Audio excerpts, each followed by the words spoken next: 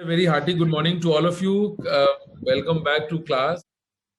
We are going to start the discussion regarding the IUPAC rules for nomenclature.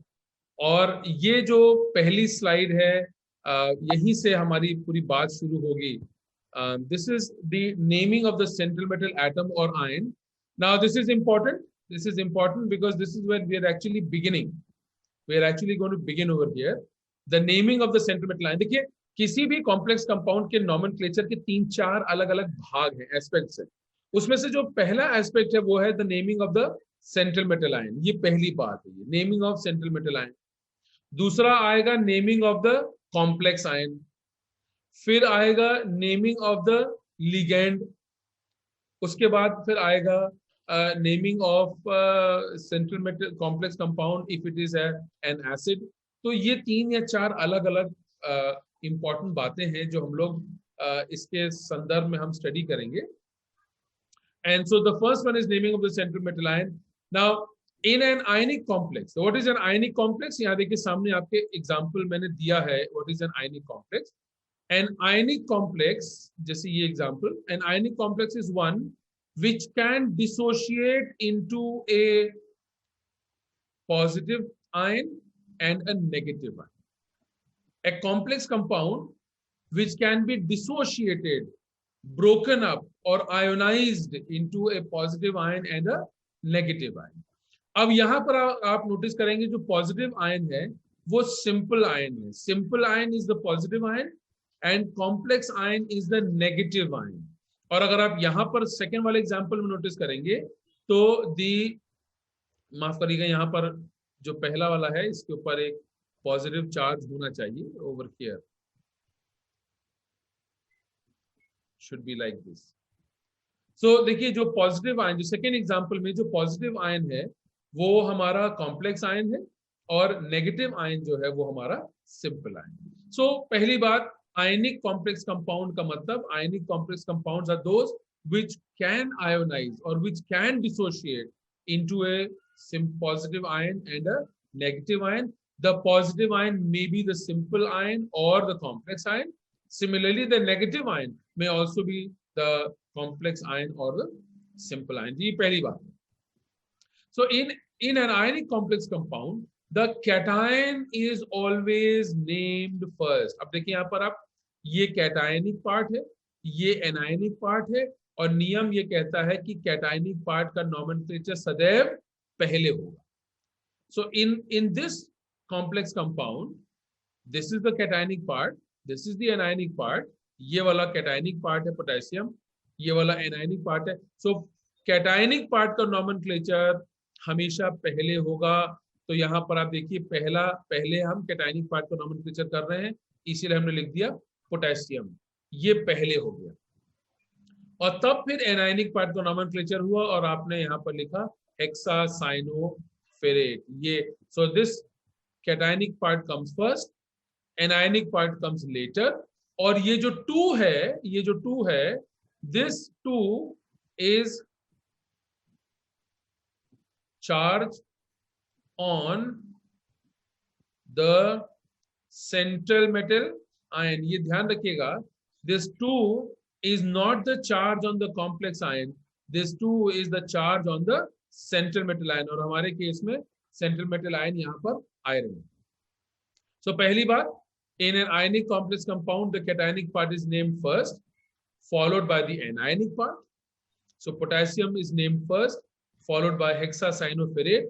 And the 2 in Roman numeral is the charge on the central metal ion and it is not charge on the complex ion. So ये पहली बात हो गई. अब एक example और देख लीजिए.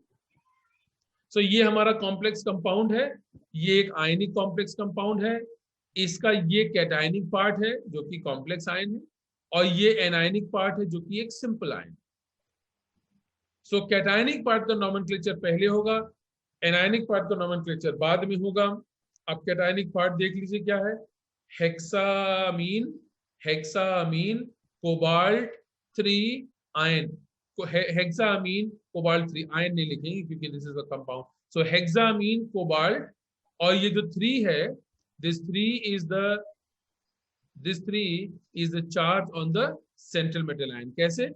amine ligand neutral होता है, amine ligand neutral होता है, तो अगर ligand neutral है और टोटल आयन के ऊपर चार्ज 3+ है, यानी कोबाल्ट के ऊपर भी +3 होना चाहिए. सो हेक्सामीन कोबाल्ट 3 और उसके बाद एनायनिक पार्ट क्लोराइड आप लिख देंगे. तो ये पहले कैटायनिक पार्ट और ये बाद में anionic part. So the naming of the central metal ion has two very important aspects, very important aspects. The first thing is that in a ionic complex compound, the name of the central metal ion is always the name of the cationic part is always named first, followed by the naming of the anionic part. जो भी cationic part होगा उसका nomenclature हमेशा पहले होगा. दूसरी बात, in a neutral or non-ionic complex. What is a neutral or a non-ionic complex? A neutral or a non-ionic complex is one which cannot dissociate or which will not dissociate into a cationic or a anionic part. एक ऐसा complex compound जो cationic और anionic part में विघटित न होता हो, विभाजन न होता हो, डिसोसिएशन न होता हो, ऐसे को हम न्यूट्रल या नॉन आयनिक कॉम्प्लेक्स कंपाउंड कहेंगे. And the name of the neutral or non-ionic complex compound is written as one word. यहां पर कैटायनिक और एनायनिक पार्ट के बीच में एक गैप है, इसको याद रखिएगा. Potassium gap hexacyanoferrate 2, hexammine cobalt 3 space chloride. Okay, so ये जो कैटायनिक और एनायनिक पार्ट है इसके नाम के बीच में एक स्पेस है, एक गैप है. जबकि न्यूट्रल कॉम्प्लेक्स कंपाउंड का पूरा नाम जो है वो वन सिंगल वर्ड है, there is no space in between. So इसमें दो प्रकार के लिगेंड्स हैं, क्लोरो लिगेंड है, एमीन लिगेंड है. तो मैंने पिछली बार बताया था दैट अल्फाबेटिकल ऑर्डर फॉलो होगा, तो एमीन लिगेंड पहले इस्तेमाल होगा और क्लोरो लिगेंड बाद में इस्तेमाल होगा. ये ध्यान रखिएगा, ये 4 हैं तो टेट्रामीन वर्ड हम यूज करेंगे. तो टेट्रा का टी यूज नहीं करेंगे, एमीन का ए. अल्फाबेटिकल ऑर्डर फाइनलाइज करने में टेट्रामीन का टी यूज नहीं होगा, एमीन का ए होगा. 2 क्लोरो है तो डाई क्लोरो का डी इस्तेमाल नहीं होगा, क्लोरो का सी इस्तेमाल होगा. इसीलिए tetraammine di chloro platinum 2, one single word, no gap, no space, nothing, one single word. So ये है naming of the central metal atom या आयन. इतनी बात हम लोगों ने पिछली बार भी डिस्कस करी थी. इसका स्क्रीनशॉट ले लीजिएगा so that you have secured these, और फिर इसके बाद इसी की बेसिस पर आप अपने नोट्स भी अच्छे से बना सकते हैं. Okay, charge on central metal ion and oxidation state are the same. Charge on the central, not necessarily, कोई जरूरी नहीं है. Ravinsha is asking whether the charge on the central metal ion and the oxidation state are the same. Charge on the central metal ion and oxidation state of the central metal ion, वो तो same चीज हो गई ना. Charge on the central metal ion and its oxidation state are the same things. तो same तो होना ही है, मानी बात है. जो different होगा वो हो सकता है charge on the central metal ion and charge on the complex ion. ये फर्क भी हो सकता है, जैसे यहाँ पर आयरन के ऊपर +2 ऑक्सीडेशन स्टेट, तो ये देखिए ये +2 है, ये +4 है. तो charge on the central metal ion and charge on the complex ion ये अलग भी हो सकता है. फॉर एग्जांपल ये यहाँ पर, और वो सेम भी हो सकता है जैसे कि यहाँ पर कोबाल्ट के ऊपर भी +3 और कॉम्प्लेक्स आयन के ऊपर +3. So it can be same, it can be different, but the charge on the central metal ion and the oxidation state of the central metal ion are the same things. Therefore, naturally they will be the same. Charge in the central metal ion, oxidation state of central metal ion are the same things. Let's go forward. Now, so पहला part था naming of the central metal ion. अब है naming of the complex ion. Naming of the complex ion. ये बात. Now, इसमें भी 2 खास बातें हैं. Naming of the complex ion में 2 खास बातें हैं. पहली बात, name of the complex ion is written as one word. There is no space, there is no gap, in the naming of the complex ion, it is written as one single word. ठीक है? It is written as one single word. Let me give you an example. Say for example, यहीं पर मैं लिख रहा हूँ इस example को. मान लीजिए ये है. अच्छा, इसको ना यूज करके let me just use a simple complex ion.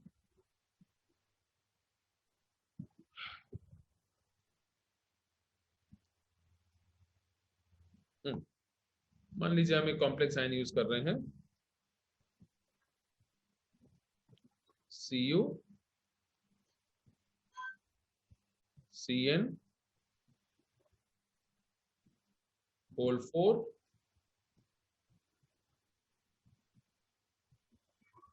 2 minus. This is the complex ion. Okay, Ganesh, are you able to see my screen? Yes sir. Okay, good. आवाज मेरी ठीक आ रही है? Yes sir, clear है आवाज. Okay, great.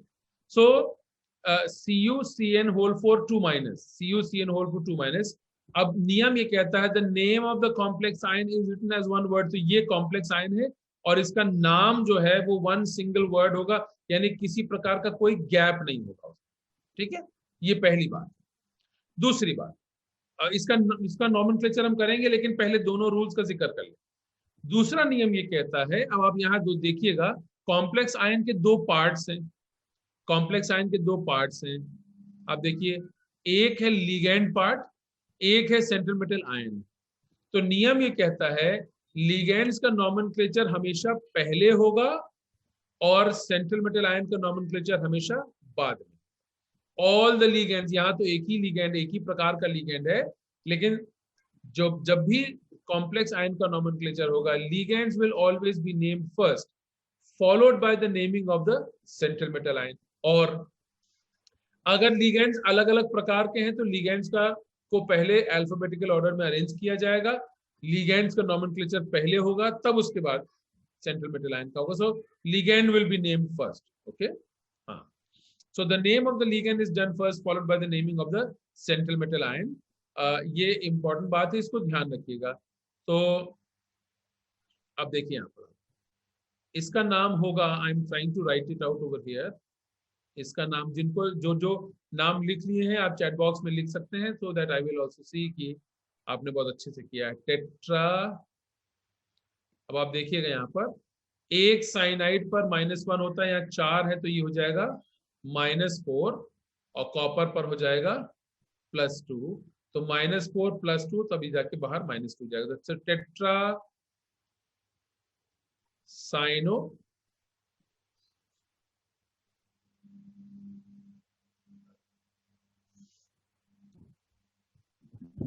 क्यूपरेट 2 space ion. Tetracyanocuprate 2 ion, ये लिखा है आप लोगों ने. टेट्रासाइनोक्यूपरेट 2 आयन. आयन लिखना जरूरी है, ये कॉम्प्लेक्स आयन की बात हो रही है ना. तो कॉम्प्लेक्स आयन है तो नाम तो कॉम्प्लेक्स आयन वर्ड तो आपको यूज करना पड़ेगा. Tetracyanocuprate 2 ion. Very good. Tetracyanocuprate 2 ion. देखिए यहाँ पर आप हेक्सासाइनो, देखिए एक साइनाइड पर -1 तो 6 साइनाइड पर -6 पहला, और अगर ये -6 है तो ये हो जाएगा +2, तो -6 +2 विल मेक इट -4. तो hexacyano ferrate 2 space ion. Tetraammine cobalt 3 ion. Tetraammine क्यों? क्योंकि ये न्यूट्रल है, अमीन न्यूट्रल है, तो कोबाल्ट के ऊपर +3 चार्ज होगा, तब जाकर के ओवरऑल पर भी +3 हो जाएगा. तो ये हो जाएगा tetra amine cobalt 3 space ion. Ion word लिखना जरूरी है क्योंकि हम कॉम्प्लेक्स आयन के नॉमेनक्लेचर की बात कर रहे हैं. So the naming in the naming the word ion must come. Sachin is asking sir, complex ion के ऊपर अगर -3 चार्ज होता तभी का क्यों? जी आगे चल करके जब हम naming of the central metal ion हम पढ़ेंगे, तब वहां पर मैं आपको बताऊंगा. या इसको चलिए मैं बता ही देता हूं क्योंकि आपने पूछा है. अगर central metal ion complex species का part, negatively charge complex species का पार्ट है, तो इसके नाम के पीछे ATE जुड़ जाता है.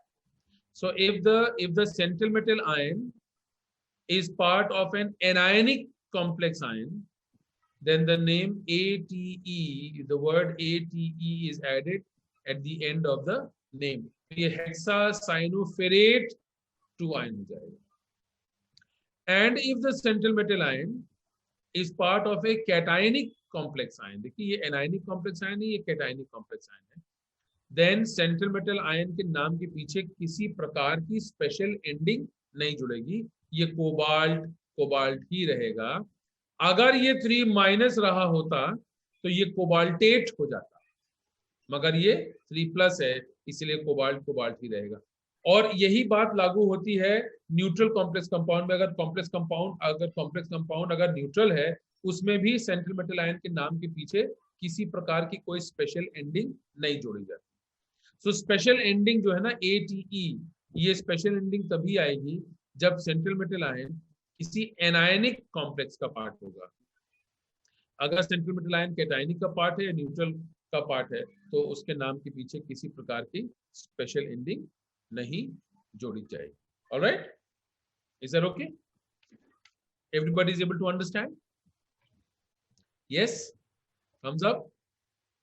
Hi, good, wonderful. So right, thank you so much.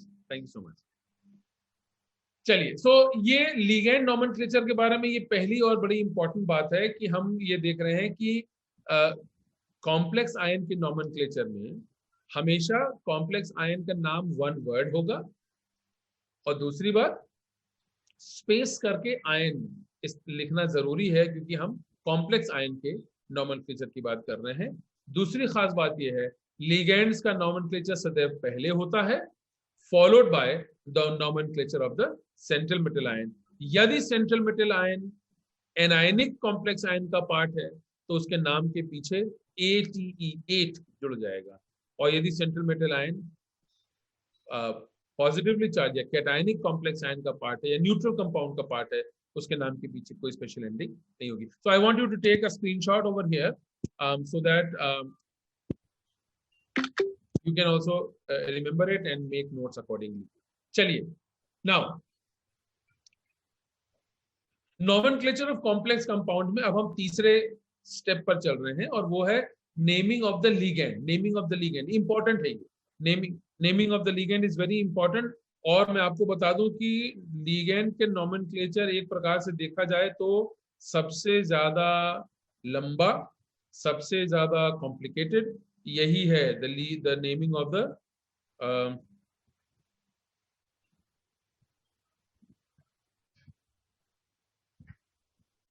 okay, naming of the ligands is most important part.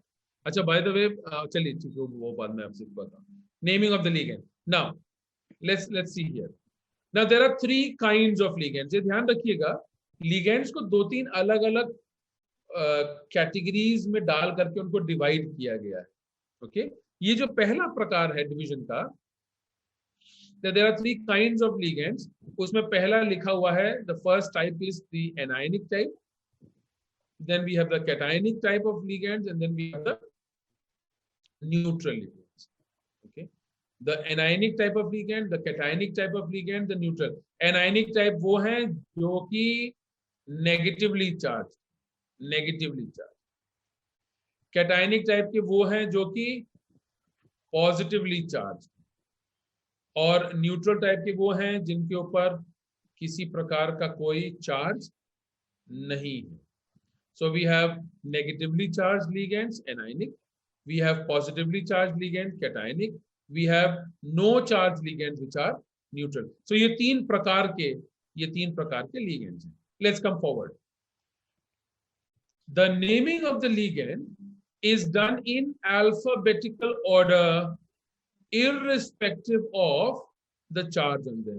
The naming of the ligand is done in alphabetical order irrespective of the charge on them. किसी प्रकार के charge को ध्यान में भी न रखते हुए ligands का nomenclature सदैव alphabetical order में होगा. अब मान लीजिए जैसे यहाँ पर ही देख लीजिए, ये 6 लिगेंड्स मैंने दे रखे हैं।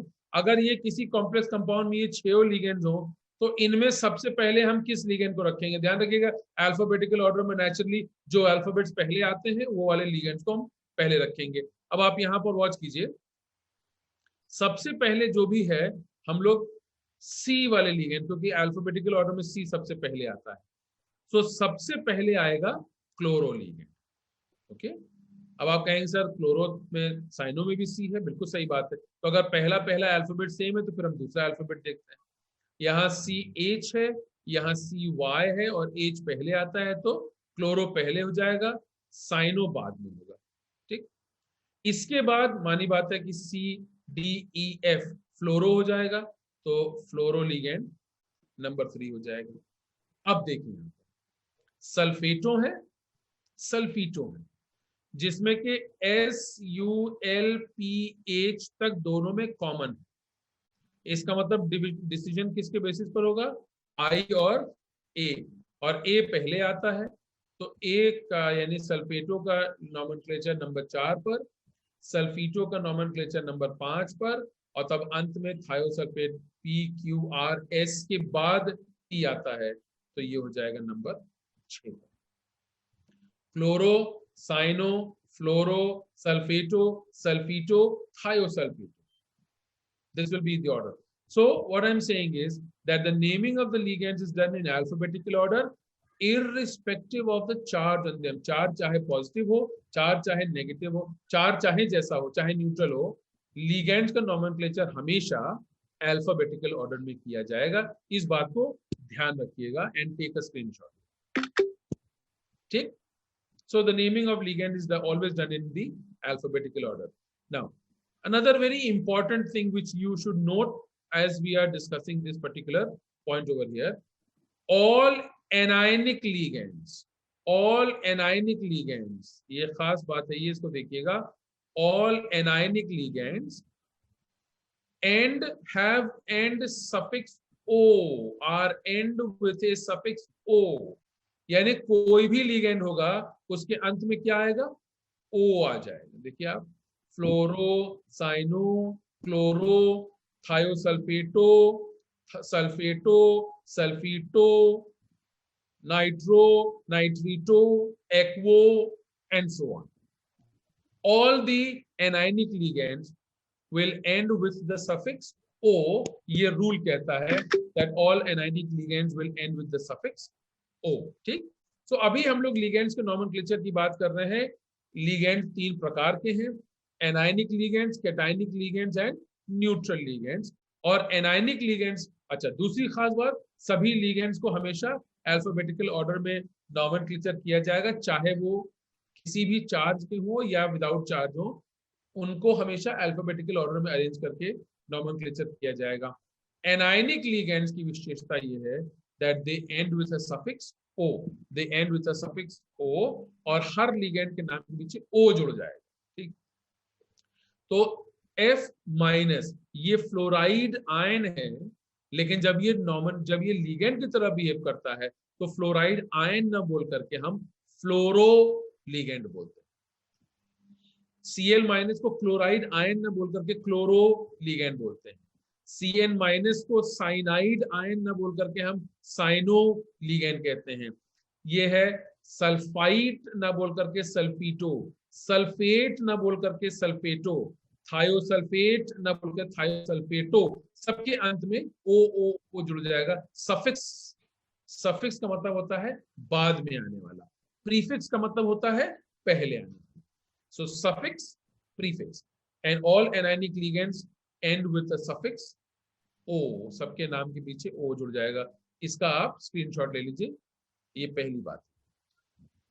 ना ये आपके सामने एग्जांपल्स हैं और स्क्रीनशॉट कर लीजिए so that you have a fair list. Okay, ये ध्यान रखिएगा, ये कंप्लीट लिस्ट नहीं है, तो ये कंप्लीट लिस्ट नहीं है, लेकिन ये कॉमनली यूज्ड एनायनिक लिगेंड्स हैं जिनका इस्तेमाल किया जाता है नॉमेनक्लेचर में। So I want to take a screenshot over here and you keep it with you so that जब आप nomenclature करेंगे तो आप इसका इस्तेमाल कर सकते हैं। Alright, let's go forward.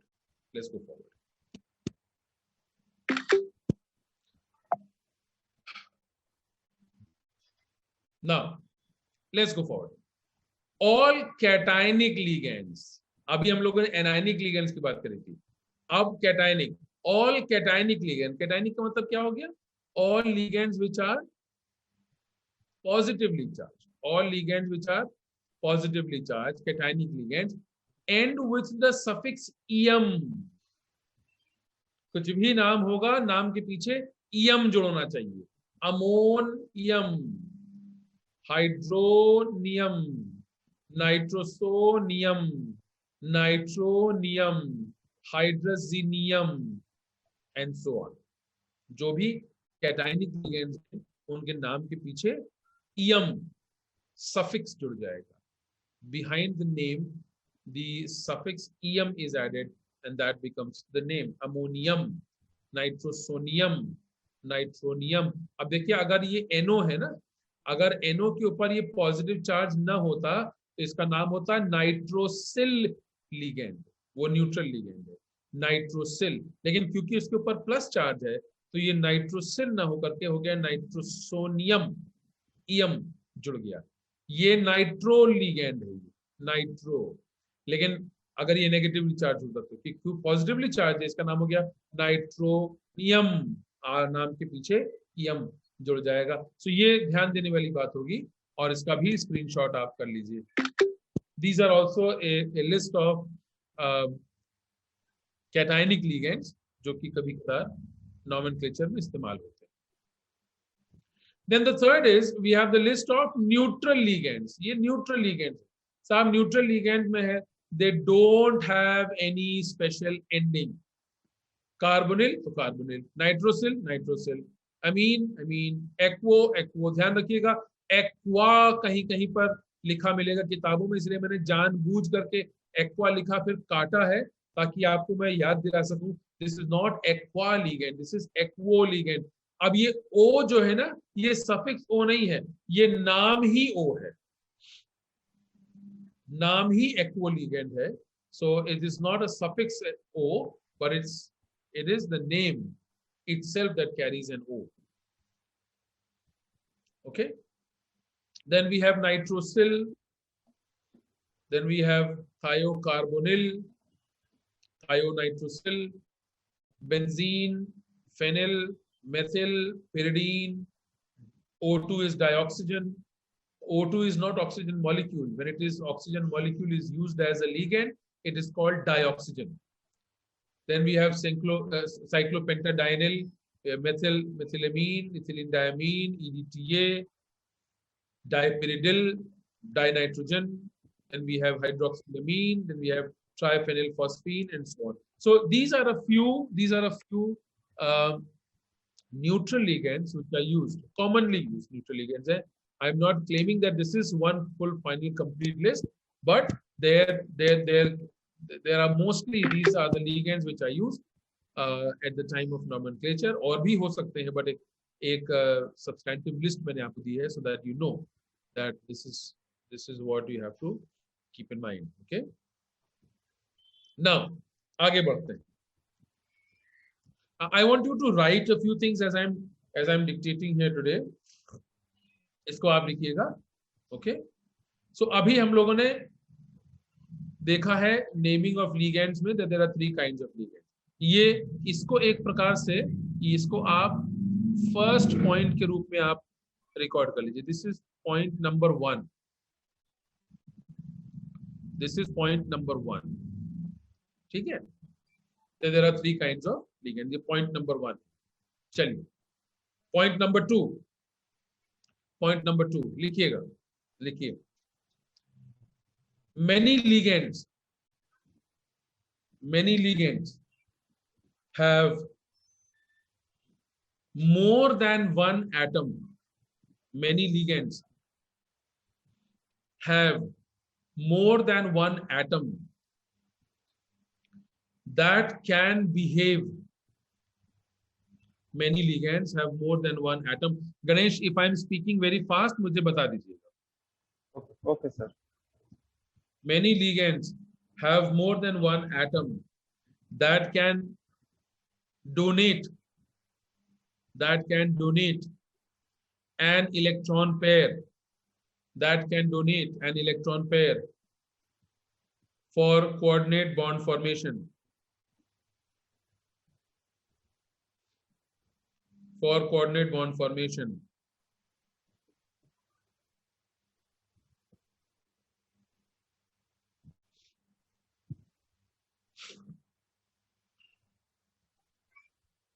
For coordinate bond formation that can donate an electron pair for coordinate bond formation. Full stop. The name of the complex compound, the name of the complex compound can be identified.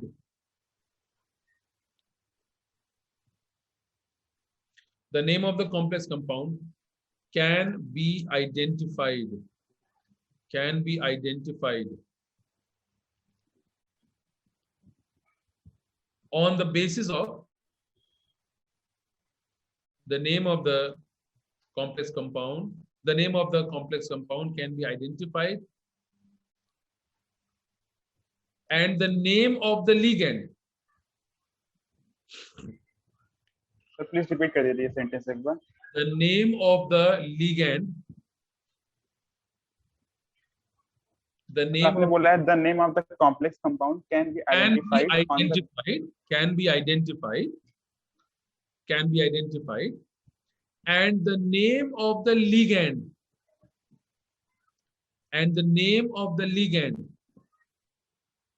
The name of the ligand can be identified.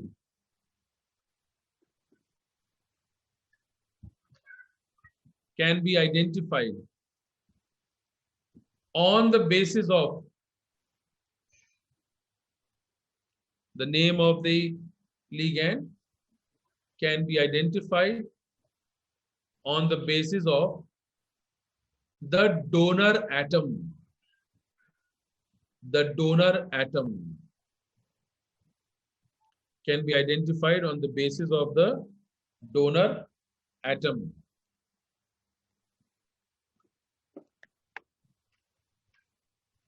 अब देखिए इधर गणेश मेरे white board दिख रहा है आपको? Yes sir.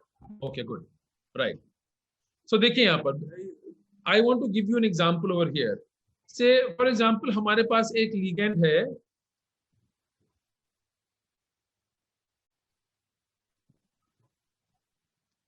Nitro ligand. ठीक है, इसको जरा सा गौर से देखिएगा. इस लिगेंड में हमारे पास नाइट्रोजन एटम है और हमारे पास ऑक्सीजन एटम. नाइट्रोजन एटम है और ऑक्सीजन एटम है. और खास बात यह है दोनों के पास लोन पेयर ऑफ इलेक्ट्रॉन है जो कि डोनेट किया जा सकता है. नाइट्रो लिगेंड में दो एटम्स हैं, नाइट्रोजन एटम, ऑक्सीजन एटम, अलग अलग, और ये दोनों के पास लोन पेयर ऑफ इलेक्ट्रॉन है जो डोनेट किया जा सकता है. यानी इन दोनों में से कोई भी डोनर एटम की तरह बिहेव कर सकता है. तो सवाल ये उठता है हम नाम के बेसिस पर हम कैसे आइडेंटिफाई करें कि डोनर एटम नाइट्रोजन है या डोनर एटम ऑक्सीजन है. हम कैसे पता लगाएं, इसके लिए नियम बना.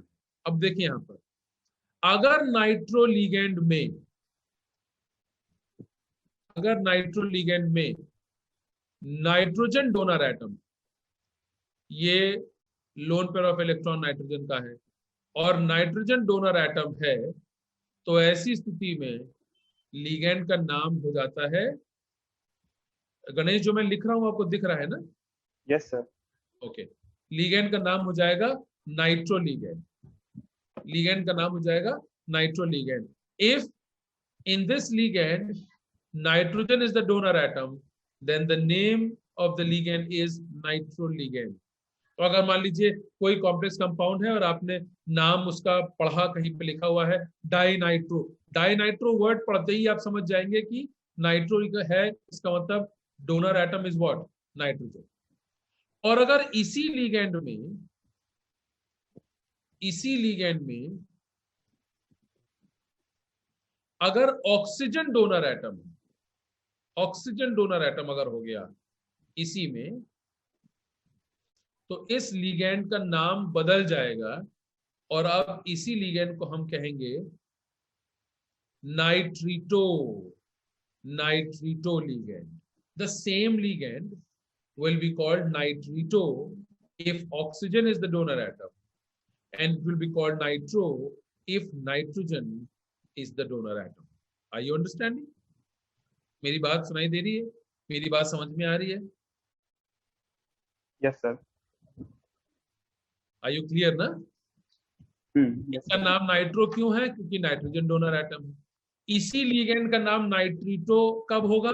जब ऑक्सीजन डोनर एटम हो जाएगा। Okay, is that okay? नाइट्रीटो या नाइट्रो? ऑलराइट, प्रांशी सिंह एक बार और रिपीट कर दीजिए। देखिए फिर से सुनिएगा, हमारे पास ये लिगेंड है NO2 माइनस, ये लिगेंड है NO2 माइनस। हम ये कह रहे हैं कि इस NO2 माइनस लिगेंड में दो एटम्स हैं, एक एटम नाइट्रोजन है, दूसरा एटम ऑक्सीजन। दोनों के पास लोन पेयर ऑफ इलेक्ट्रॉन है और दोनों अपने अपने लोन इलेक्ट्रॉन को डोनेट कर सकते हैं कोऑर्डिनेट बॉन्ड बनाने के लिए। तो सवाल ये उठता है कि हम कैसे पता लगाएं whether nitrogen is the donor atom और oxygen is the donor atom based on the name of the ligand. इसीलिए एक बात डेवलप की गई कि यदि इस लिगेंड में नाइट्रोजन एटम डोनर एटम होगा तो हम इसको नाइट्रो लिगेंड कहेंगे, और अगर इसी लिगेंड में ऑक्सीजन डोनर एटम होगा तो इसको हम नाइट्रीडो नहीं, okay, just for your correction. अभी किसी ने मैसेज डाला था कि सर शायद इसका नाम नाइट्रीडो होगा। नहीं, नाइट्रीडो नहीं है, नाइट्रीटो लिगेंड हो जाएगा। Okay, let me give you another example. एक और एग्जांपल मैं आपके लिए यहाँ पर बनाता हूँ, देखिए इसको आप। हमारे पास एक और लिगेंड है H2O3 2 नेगेटिव, ठीक है। इसको नॉर्मल कोर्स में कहा जाता है थायोसल्फेट आयन, ठीक है। अब देखिए, थायोसल्फेट आयन में सल्फर एटम है, ऑक्सीजन एटम है, दोनों लोन पेयर ऑफ इलेक्ट्रॉन्स को डोनेट करने की क्षमता रखते हैं। तो अब इसमें से सल्फर ने डोनेट किया है लोन पेयर ऑफ इलेक्ट्रॉन, यानी कि सेंट्रल मेटल आयन लिगेंड से सल्फर द्वारा जुड़ा है या ऑक्सीजन द्वारा जुड़ा है। ये कैसे मालूम पड़ेगा? इसके नाम के बेसिस पर। अब देखिए,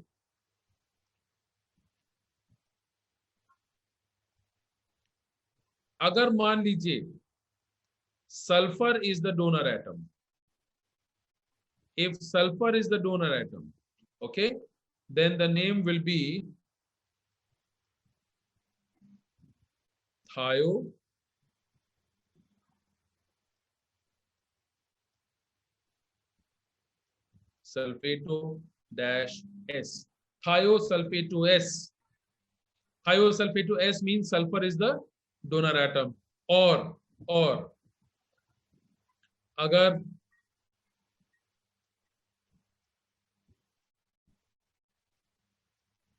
ऑक्सीजन डोनर एटम हो गया, if oxygen is the donor atom, then the name will be, इसको आप नोट करते चलिएगा जो जैसे मैं लिखता जा रहा हूं। The name will be thiosulfato-O, thiosulfato-S, thiosulfato-O, indicating which atom is behaving as the donor atom. Whether sulfur is behaving as the donor atom, so thiosulfato-S. Whether oxygen is behaving as the donor atom, then it will be called thiosulfato-O. It depends upon which atom is behaving as the donor atom. Okay. एक और example ले लें, इसका screenshot कर लीजिएगा मेहरबानी से, just for your information, and I'm going to remove drawings from here. Okay, let's go forward. फिर हमारे पास एक एग्जांपल और है, मान लीजिए, और वो है SCN। SCN thiocyanate, thiocyanate ligand है। थायोसाइनेट लिगेंड में सल्फर एटम है, इसमें भी डोनर एटम है, नाइट्रोजन एटम है, इसमें भी डोनर एटम है। तो कौन सा एटम से सेंट्रल मेटल आयन से ये लिगेंड जुड़ा है, हम कैसे पता लगाएंगे? यदि यदि NCS, यदि NCS है और इसमें नाइट्रोजन डोनर एटम, नाइट्रोजन, तो इसका नाम हो जाएगा, इसका नाम हो जाएगा आइसो थायो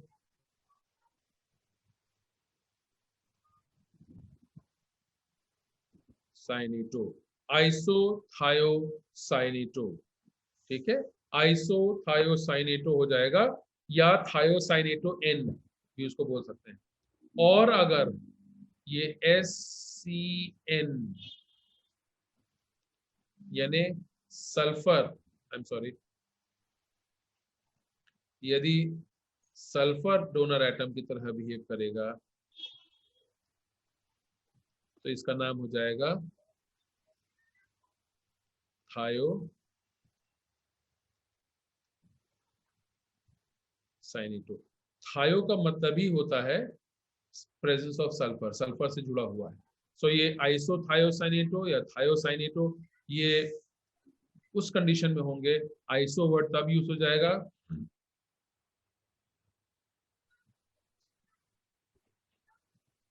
आइसो वर्ड तब यूज होगा जब नाइट्रोजन से जुड़ा है, और थायोसाइनेटो सिंपली वर्ड यूज हो जाएगा अगर ये सल्फर से जुड़ा है। Take a screenshot please and keep it in your. ठीक, चलिए, तो ये सेकंड बात हो गई, ये सेकंड बात हो गई as far as the ligands are concern. पहली बात, लिगेंड तीन प्रकार के हैं, एनायनिक, कैटायनिक, न्यूट्रल, और उनके सफिक्स हैं, ओ सफिक्स है, कैटायनिक में EM सफिक्स है, न्यूट्रल में कोई स्पेशल एंडिंग नहीं। ये पहली बात। दूसरी बात, कुछ लिगेंड्स ऐसे हैं जिनमें एक से ज्यादा डोनर एटम है, तो कौन सा डोनर एटम है उसके बेसिस पर नाम में थोड़ा सा चेंज किया जाएगा, और उसका नियम आपको यहाँ पर बता दिया गया। तीसरी बात लिखिए, point number 3, in the naming of ligands. Ligands के नॉमेनक्लेचर में ही तीसरी बात इंपॉर्टेंट है, उसको नोट कीजिए, उसको नोट कीजिएगा। लिखिए, लिखिएगा, the number of identical ligands, the number of identical ligands, number of identical ligands coordinated to the central metal ion, या attached to the central metal ion, may be represented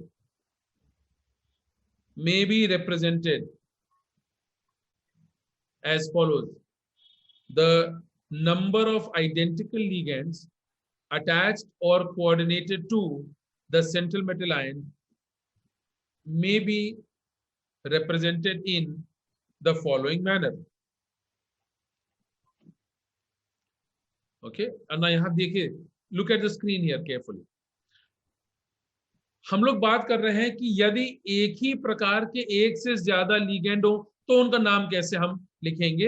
एक ही ligand है मगर एक से ज्यादा है, number of identical ligands is more, is large, तो क्या करेंगे? देखिए, इसमें दो प्रकार के लिगेंड्स की बात की गई है। पहला प्रकार है जिसको हम कहते हैं सिंपल लिगेंड्स। सिंपल लिगेंड्स, अब साहब सिंपल लिगेंड्स एक प्रकार है, और दूसरा है जिसको हम कहते हैं, हमारी बात है, एक सिंपल है तो दूसरा क्या हो जाएगा? Complicated.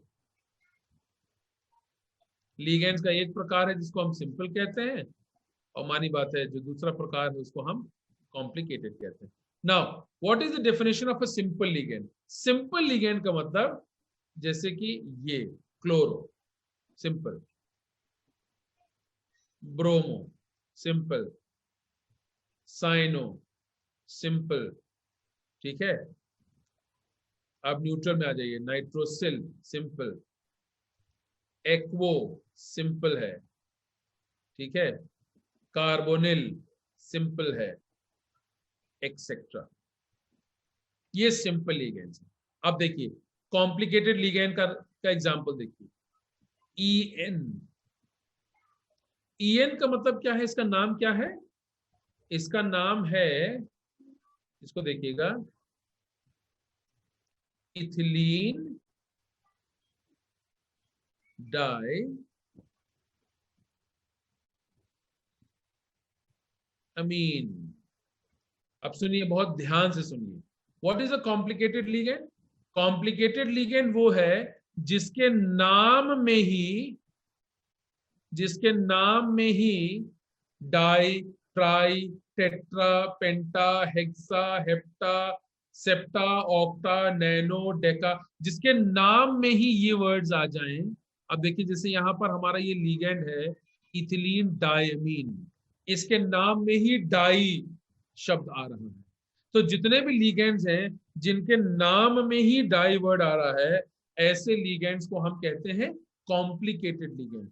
Ethylene diamine complicated ligand, ethylene diamine tetra acetate ion complicated ligand, nitrilo tri acetic acid complicated ligand. I understand? So complicated ligands are those जिनके नाम में ही डाई ट्राई टेट्रा आता हो, और सिंपल लिगेंड्स वो हैं जिनके नाम में डाई ट्राई टेट्रा नहीं आता है। अब सुनिए, अगर मान लीजिए दो क्लोरो होंगे,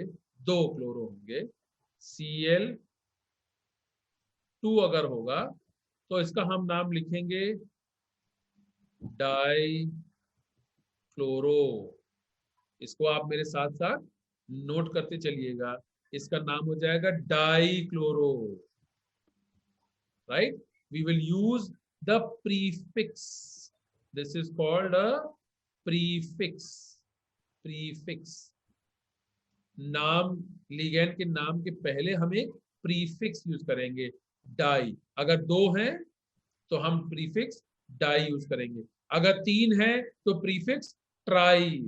तो di, tri, tetra, penta, hexa, hepta, octa, nano, deca, ये प्रीफिक्स यूज हो जाएगा। तो ये प्रीफिक्स मैं यहां पर लिख रहा हूं कि कौन कौन से प्रीफिक्सेस हम लोग यूज करते हैं, और ये प्रीफिक्स है देखिए, डाई, ट्राई, टेट्रा,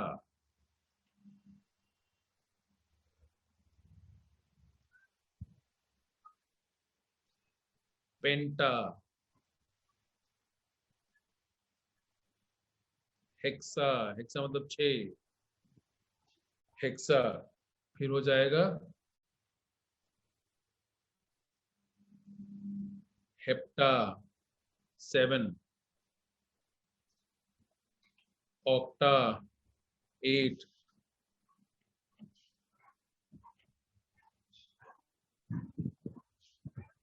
फिर हो जाएगा nano 9 and deca 10। Di, tri, tetra, penta, hexa, hepta, octa, nano, Deka.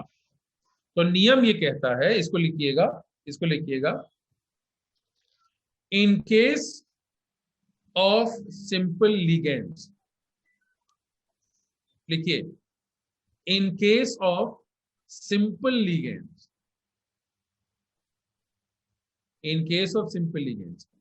the number of ligands, in case of simple ligands, the number of ligands is indicated,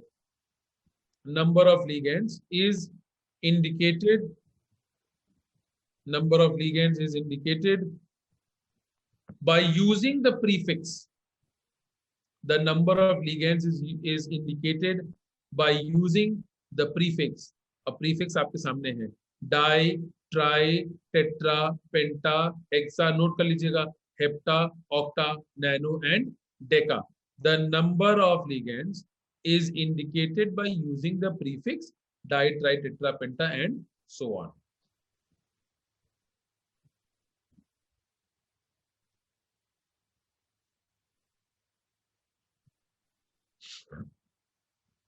ठीक है, अब इधर देखिए, इधर देखिए, अगर मान लीजिए हमारे पास En होल ट्वाइस हो, इथिलीन डायमीन 2 है, 2, तो हम इसके नंबर ऑफ सिमिलर लिगेंड्स को इंडिकेट करने के लिए जो यहाँ प्रीफिक्स यूज होता है, थोड़ा सा फर्क है वो प्रीफिक्स। यहां हम यूज करेंगे प्रीफिक्स बिस। बिस, बिस का मतलब होता है 2, बिस। और बिस लिखने के बाद फिर हम एक ब्रैकेट बनाएंगे और तब इसके अंदर हम लिगेंड का नाम लिखेंगे। सो लिगेंड का नाम हो जाएगा बिस इथिलीन, और पूरा नाम जैसा नाम एज इट इज आ जाएगा, इथिलीन डाई अमीन ब्रैकेट क्लोज, बिस इथिलीन डायमीन। और नॉमेनक्लेचर के संदर्भ में जैसा मैंने कहा था, ये जो बिस है इसी को हम बोलते हैं प्रीफिक्स। और ये जो ब्रैकेट है, इस ब्रैकेट को भी एक और नाम दिया गया, इट्स कॉल्ड पैरेंथेसिस।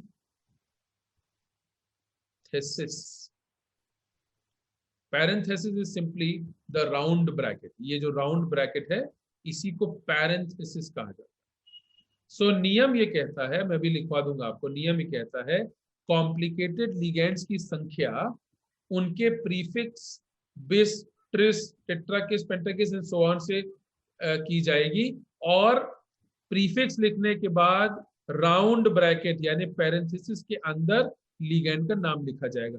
आप देखिए यहाँ पर डाइक्लोरो में किसी प्रकार का पैरेंथेसिस, किसी प्रकार का ब्रैकेट का इस्तेमाल नहीं किया गया है, लेकिन यहाँ पर एज पर IUPAC rules for nomenclature the name of the ligand will be within parenthesis and the prefix will indicate the number of complicated ligands. अब देखिए यहाँ पर जो प्रीफिक्स है, यहाँ पर जो प्रीफिक्स है सिंपल लिगेंड में प्रीफिक्स है वो तो डाई, ट्राई, टेट्रा, पेंटा करके इस्तेमाल किया गया। यहाँ पर जो प्रीफिक्स है कॉम्प्लिकेटेड लिगेंड में वो थोड़ा फर्क है, वो है bis. Okay, tris,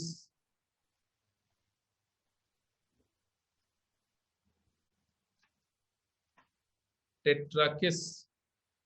so for example अगर ये En होल 4 होता तो ये टेट्राकिस, बिस की जगह लगता tetrakis parenthesis ethylene diamine parenthesis close, बिस, tris, tetrakis,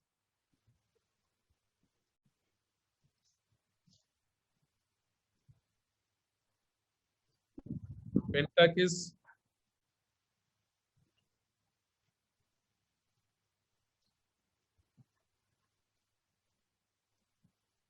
हेक्साकिस,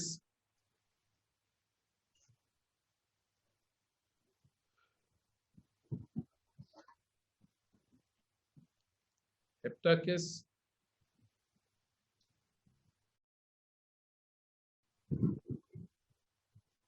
ऑक्टाकिस,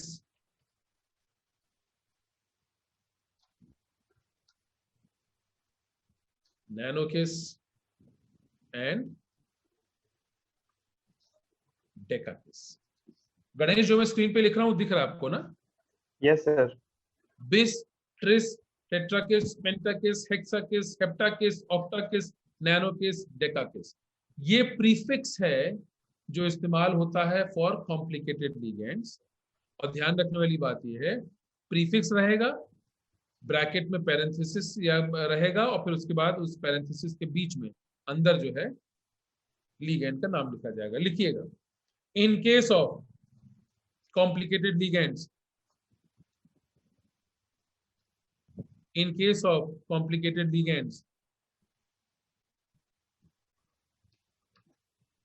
case of complicated ligands, the number of ligands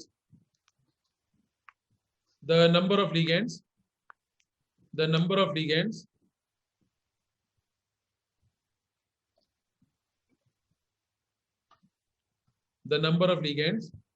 is indicated, the number of ligands is indicated by using the prefix. The number of ligands is indicated by using the prefix. Number of ligands is indicated by using the prefix. Prefix आपके सामने लिखा है, इसको note कर लीजिए. Bis, tris, tetrakis, pentakis, hexakis, heptakis, octakis, nanokis and decakis. The name of the ligand, the number of ligand is indicated by using the prefix. ये सारे हैं, इसको नोट कर लीजिए.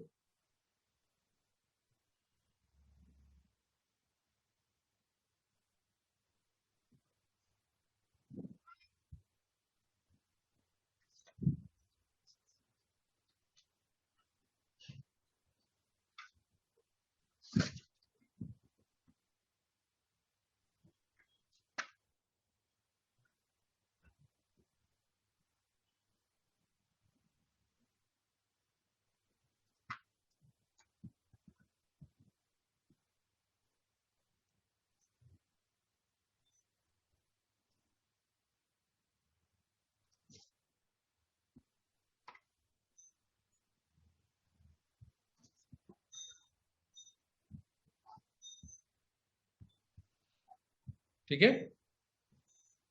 गणेश, लिख लिया, नोट कर लिया? Yes, sir.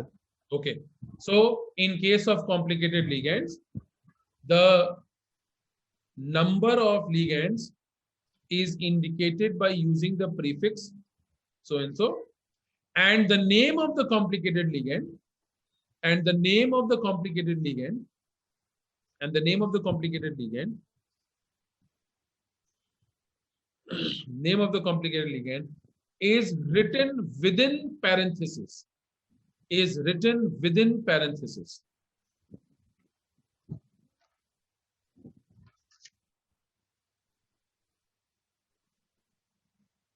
ठीक है? The name of the ligand is written within parenthesis. The name of the ligand is written within parenthesis. So simple ligands अगर है, the number of identical simple ligands is indicated by using the prefix di, tri, tetra, penta, hexa, hepta, octa, nano, deca, and then of course ये prefix है, उसके बाद ligand का नाम आ जाएगा. While in case of complicated ligands, the number of identical ligands is indicated by using the prefix bis, tris, tetrakis, pentakis, hexakis, heptakis, octakis, nanokis, decakis, and the name of the complicated ligand is written within parenthesis.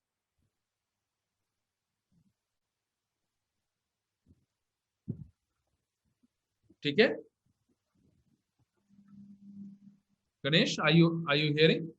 Yes, sir. Yes, sir. All right. So इसको आप अच्छे से आपने note कर लिया है, screenshot भी लेना चाहते हैं तो जरूर से ले लीजिए. And let's take up a few examples over here. Say for example,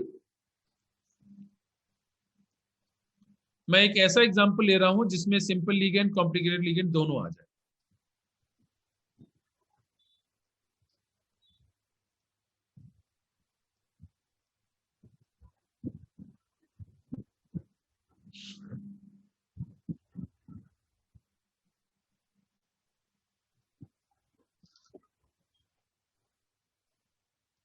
Cr, En whole twice, Cl2, Cl. ठीक है, चलिए यहां देखिएगा, ये हमारा जो Cl लिगेंड है ये सिंपल लिगेंड है क्योंकि इसका नाम क्लोरो है, इसमें किसी प्रकार का कोई डाई, ट्राई, टेट्रा वर्ड नहीं आता है इसके नाम में, इसलिए सिंपल लिगेंड है. इस पर चार्ज है -2 और इथिलीन डायमीन न्यूट्रल है. बाहर वाला Cl -1 है, तो क्रोमियम क्या हो जाएगा? +3, +3 -2 टोटल हो गया +1. और तब बाहर हो गया -1। तो टोटल स्क्वायर ब्रैकेट के अंदर टोटल +1, स्क्वायर ब्रैकेट के बाहर total -1। This makes the complex compound CrEn whole twice Cl2Cl। अब इसका नाम हम लोग नहीं लिखेंगे। नाम देखिए किस तरह से होगा। सारे रूल्स को जरा से रिवाइज कर लीजिए। पहली बात ध्यान रखिएगा that this is an ionic complex compound. So क्योंकि ये आयनिक कॉम्प्लेक्स कंपाउंड है तो कैटायनिक पार्ट का नॉमेनक्लेचर, जो स्क्वायर ब्रैकेट के अंदर वाला पार्ट है ये कैटायनिक पार्ट है, इसका नॉमेनक्लेचर पहले होगा और तब स्क्वायर ब्रैकेट के बाहर एनायनिक पार्ट है उसका नॉमेनक्लेचर बाद में होगा। इसका पार्ट नॉमेनक्लेचर का पहले होगा। अब इसमें देखिए ये क्रोमियम जो है वो सेंट्रल मेटल आयन है, इथिलीन डायमीन और क्लोरो ये लिगेंड्स हैं, तो लिगेंड्स का नॉमेनक्लेचर हमेशा पहले होगा और सेंट्रल मेटल आयन का उसके बाद में होगा। तीसरी बात, लिगेंड्स जितने हैं इनको भी पहले हम अल्फाबेटिकल ऑर्डर में अरेंज कर लेंगे।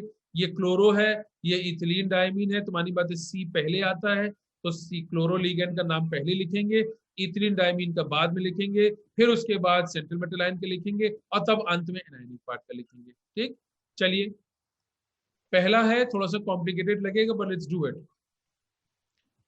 क्लोरो लिगेंड पहले लिखेंगे मगर दो है ना, तो इसका नाम हो जाएगा डाई क्लोरो। डाई क्लोरो, ध्यान रखिएगा कोई स्पेस नहीं देना है, नो स्पेस, डाई क्लोरो। अब इथिलीन डायमीन दो है तो इथिलीन डायमीन कॉम्प्लिकेटेड लिगेंड है और दो है तो यहां पर हम क्या लिखेंगे, बिस। बिस पैरेंथेसिस ओपन करेंगे और इथिलीन डायमीन का नाम लिख देंगे।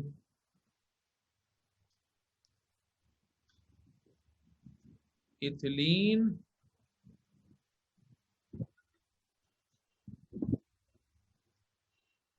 Diamine bracket close parenthesis close, so dichloro बिस इथिलीन डायमीन पैरेंथेसिस क्लोज। तब फिर सेंट्रल मेटल आयन का नाम आएगा और central metal ion positively charged है तो इसके नाम के पीछे किसी प्रकार की स्पेशल एंडिंग नहीं होगी, तो ये हो जाएगा क्रोमियम। इसके ऊपर चार्ज है 3 तो क्रोमियम 3 और स्पेस हो जाएगा क्लोराइड। डाइक्लोरो बिस parenthesis open ethylene diamine parenthesis close chromium 3 chloride. चलिए देखें आप में से कितनों ने सही लिखा। डाइक्लोरो बिस इथिलीन डायमीन क्रोमियम 3, क्लोरीन नहीं क्लोराइड। क्लोराइड, क्लोरीन तो Cl हो गया ना, ये तो Cl के ऊपर -1 चार्ज है। स्नेहा मिश्रा बिल्कुल सही लिखा आपने, क्लोराइड डाई क्लोरो। अच्छा डाई, स्नेहा आपने डाई क्लोरो के बाद स्पेस दे दिया है, स्पेस नहीं आएगा। Okay, di chloro bis ethylene diamine, chromium के पहले भी आपने स्पेस दिया है वो नहीं आएगा, क्रोमियम 3 स्पेस क्लोराइड। कशिश गुप्ता बिल्कुल सही लिखा आपने, di chloro bis ethylene diamine chromium 3 chloride, absolutely correct, absolutely correct. जिन लोगों ने सही सही लिखा है, सलोनी थोड़ा सा रह गया, क्लोराइड की जगह आपने क्लोरीन लिख दिया। रविंशा आप, रिवांशी आपने भी क्लोरीन लिख दिया है, so don't make that mistake. Rivanshi Agrahari has corrected it, di chloro bis ethylene diamine, no space before chromium, chromium 3 then space then chloride. ठीक है, di chloro bis ethylene diamine chromium 3 chloride.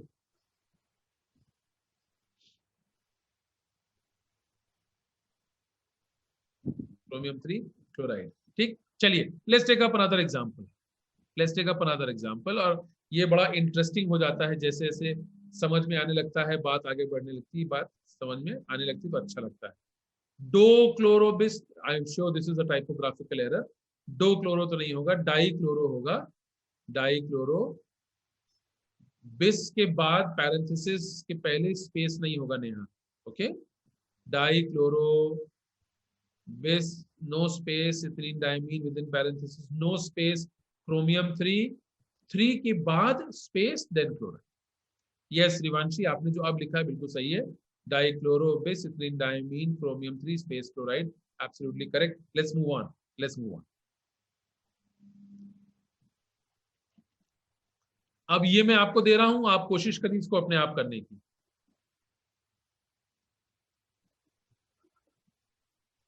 जितना अधिक आप अपने आप कोशिश करेंगे उतना ज्यादा बेहतर हो जाएगा। और अगर आप नहीं कर पा रहे हैं तो बहुत परेशान मत होइएगा, डोंट वरी। धीमे धीमे करके जैसे जैसे प्रैक्टिस आप बढ़ाएंगे आगे, आप इस काम को भी कर पाएंगे। But you will have to make a little extra effort, थोड़ा सा प्रयास करना पड़ेगा, तो आप भी कर लेंगे। Okay, here it is in front of you. NiNH3 whole twice En square bracket के बाहर CH3CO होल ट्वाइस करो। चलो do it yourself.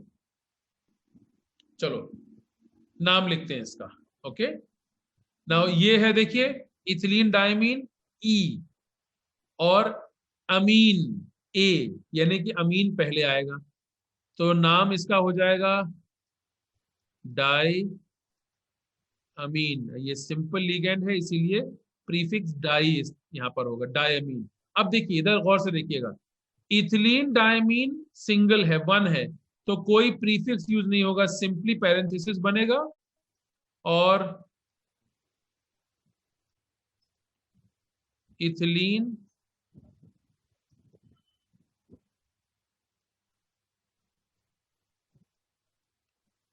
diamine parenthesis closed.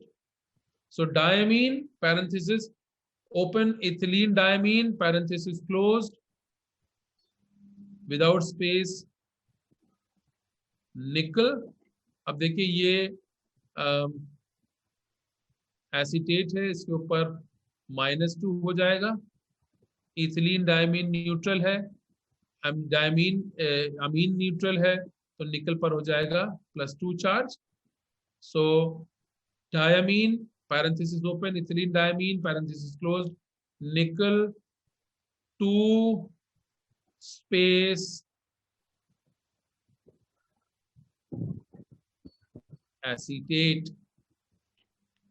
Let's see. So you've done, Rivanshi, diamine, ethylene,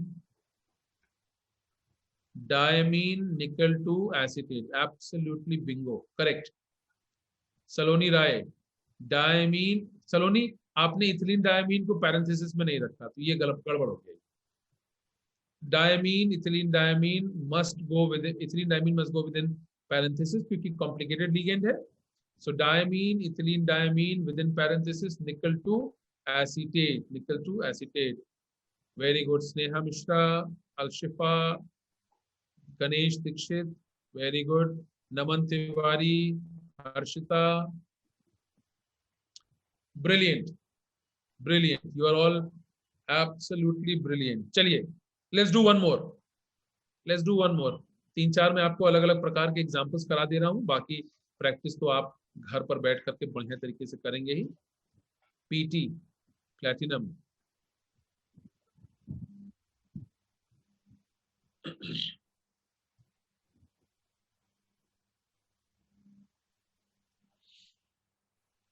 ध्यान से देखिएगा इस complex compound को, very very care.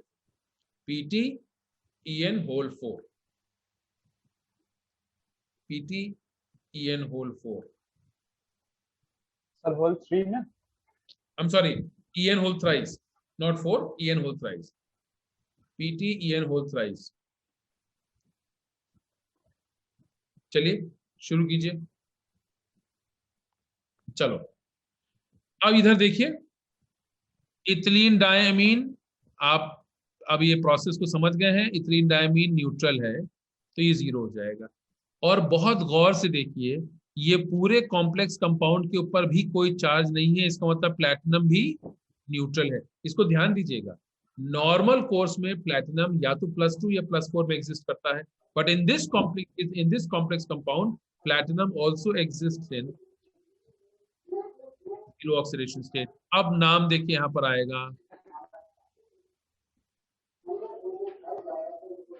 Tris parenthesis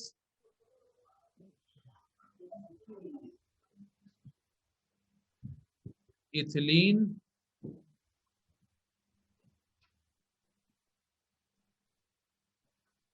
diamine parenthesis closed, tris ethylene diamine within parenthesis.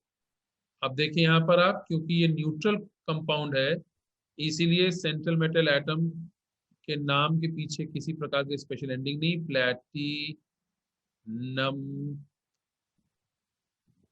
0, tris ethylene diamine platinum 0। चलिए देखें जरा सा।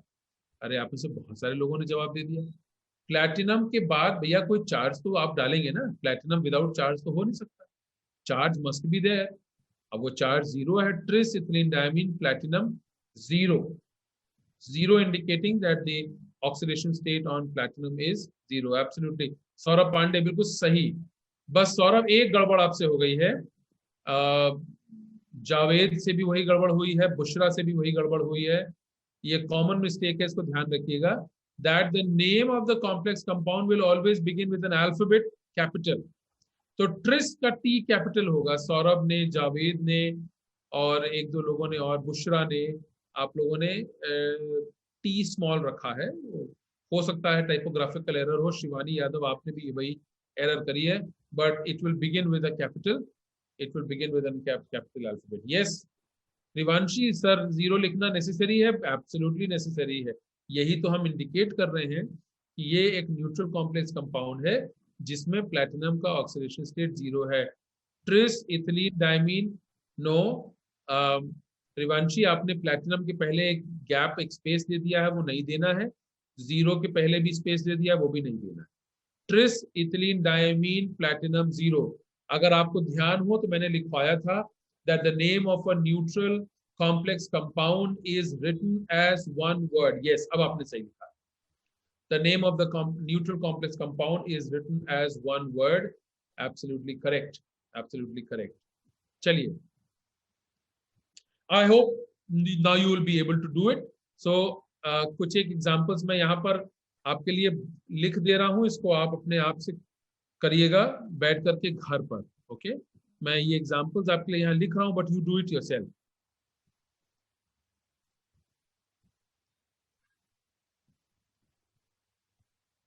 C6 H5 whole thrice whole twice Cl2। इसका नाम आप अपने आप लिखिएगा। इस पर्टिकुलर कॉम्प्लेक्स कंपाउंड का नाम अपने आप लिखिए। Let me give you a few more examples.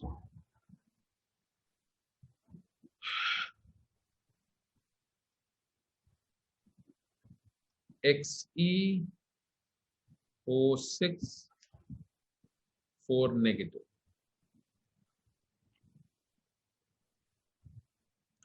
And the last one, LiAlH4।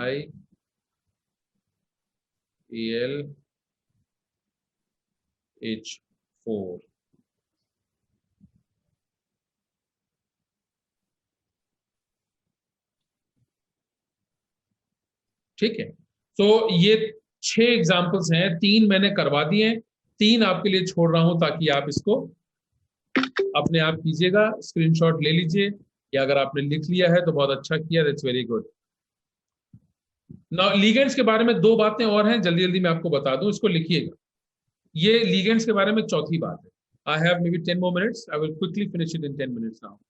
लिखिए लिगेंड्स के बारे में। If the complex contains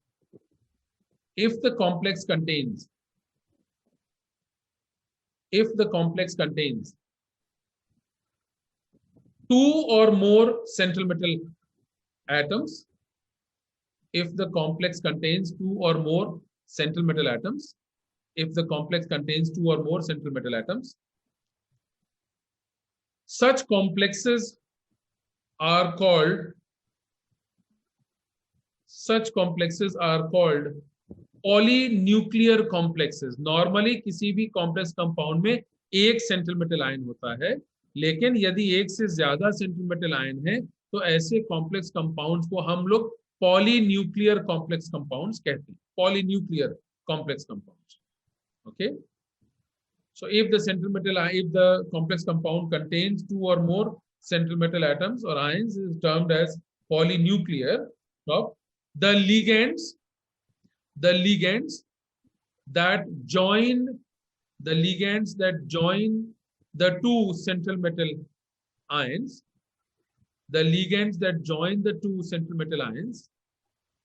are called bridging ligands. The ligands that join the two central metal ions are called bridging ligands, while the other ligands are called simple ligands.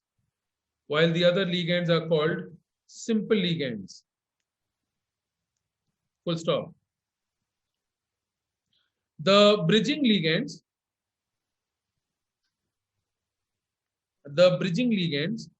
are indicated by a prefix mu,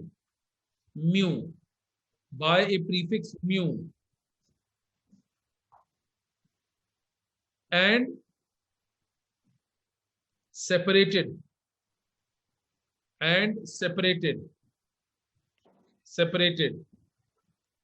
from the remaining complex, by hyphens.